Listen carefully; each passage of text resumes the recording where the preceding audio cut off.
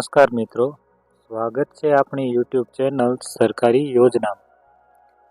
આજે આપણે વાત કરીશું ગુજરાત સરકારની મફત પ્લોટ સહાય યોજના વિશે, જે વિનામૂલ્યે ગુજરાત સરકાર 100 ચોરસ વારના પ્લોટની સહાય આપે છે. આ પ્લોટની સહાય કોને કોને મળવા પાત્ર છે તે આગળ આપણે વિડીયોમાં જોઈશું.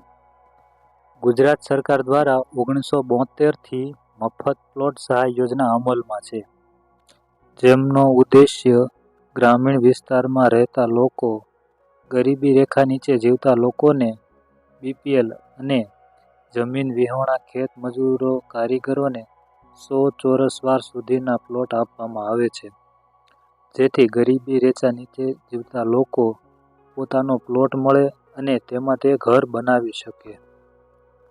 હવે આ યોજનાનું અમલીકરણ પંચાયત વિભાગ દ્વારા કરવામાં આવે છે.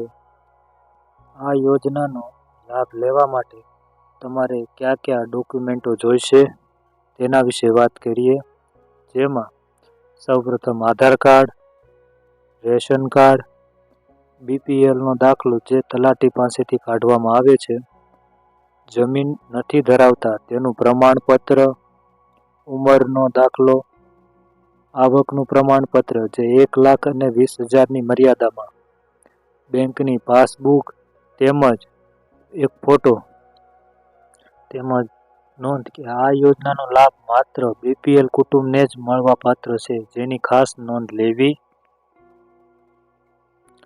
હવે આ યોજનાની પાત્રતા: લાભાર્થીની ઉંમર 18 વર્ષથી નીચે ન હોવી જોઈએ. લાભાર્થી પાસે કોઈ પણ પ્રકારની જમીન ન હોવી જોઈએ. અરજદારની વાર્ષિક આવક 1,20,000થી વધારે ન હોવી જોઈએ.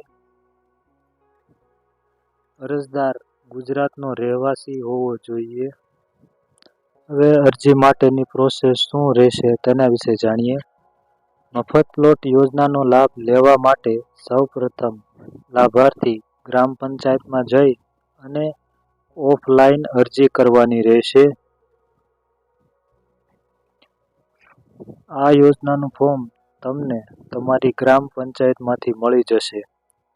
આ ફોર્મમાં તમારે વ્યવસ્થિત વિગતો ભરવી અને જો ન ખબર પડે તો મંત્રીને પૂછી લેવું.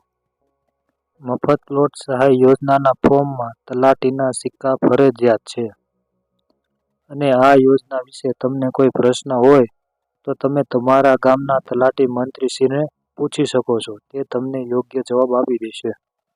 અથવા તમારા કોઈ પણ પ્રશ્ન હોય તો તમે અમારા કોમેન્ટમાં પ્રશ્ન પૂછી શકો છો, અમારા તરફથી પણ તમને જવાબ આપવામાં આવશે. તો આજનો વિડીયો અહીં સુધી રાખીએ. આવી નવી સરકારની યોજનાની માહિતી જાણવા માટે અમારી ચેનલને સબસ્ક્રાઈબ કરો.